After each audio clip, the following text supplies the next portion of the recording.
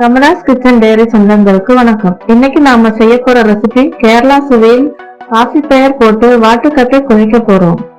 இதில் ஊற்றி சாப்பிட மீன், சிக்கன், மட்டன் குழம்பு வைத்து சாப்பிட்டால் அவ்வளவு ருசியா இருக்கும். மீன் குழம்பு வைக்கிறதுக்குள்ள லிங்க் டிஸ்கிரிப்ஷன்ல கொடுத்திருக்கோம். வாங்க கிச்சனுக்குள்ள போகலாம். பாசிப்பயிரும் வாட்டுக்கப்பையும் குழைக்க போறோம். நம்ம ஊற போட்டுக்குவோம். வாட்டுக்கப்பையும் ஊற போட்டுக்குவோம். தண்ணி ஊற்றி பாசிப்பயிரை ஊற போட்டுக்கும். ஊறட்டும். நம்ம நைட்டு இந்த பயிரை ஊற போட்டிருக்கோம் பாருங்க. நல்லா ஊறிட்டு வாட்டுக்கப்பை இங்கே வருங்க. நான் நைட்டு ஊற போட்டு நல்லா ஊறிட்டு இங்கே தீளா ஓடியுது. இந்த இப்படி ஓடியுது பார்த்தீங்களா. நல்லா ஊறிட்டு ஒரு விசில்ல பாசிப்பயிரை எடுத்துருவோம். ஒரு விசில் அடிக்கட்டும். ஒரு விசில் அடிச்சுட்டு நம்ம இறக்கிடுவோம். ஆகி போயிட்டு எடுப்போம். பாருங்க, ஒரு விசில் தான் அடிச்சிச்சு. வந்துட்டு பார்த்தீங்களா. இந்த ஒரு விசில் வாட்டுக்கப்பையை போட்டுக்குவோம். இது ஒரு 5 விசில் அடிக்கட்டும். அடுப்பில் வச்சுக்குவோம்.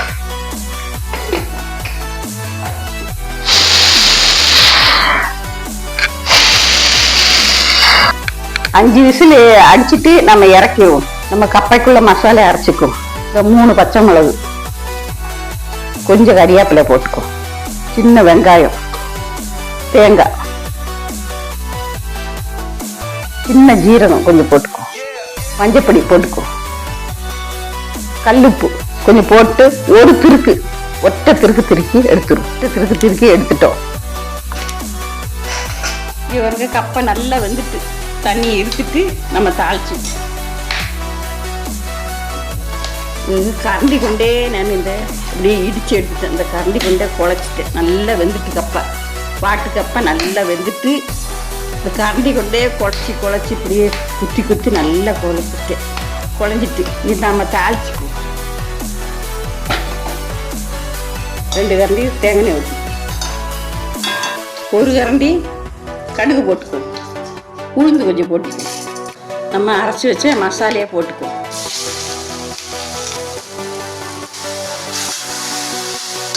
கப்பையை போட்டு வாட்டுக்கப்பை நல்லா வெந்துட்டு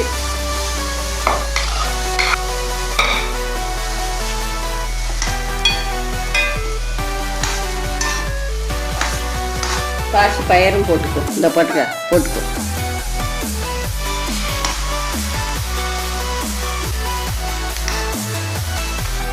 நல்லா குழைச்சிட்டேன் பாருங்க. நல்லா குழைச்சிட்டேன். மீன் குழம்பு ஊற்றி நல்லா சாப்பிட்டா நல்லா டேஸ்டாக இருக்கும். இறக்கிடுவோம். ஊற்றி சாப்பிட்றதுக்கு மத்தி மீன் குழம்பு வைக்க போகிறோம்.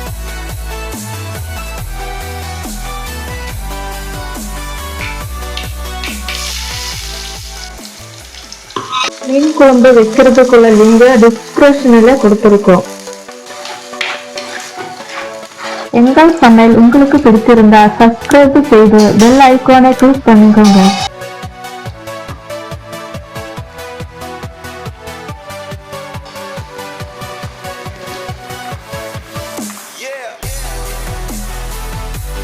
நல்லா குழைச்சிட்டேன்.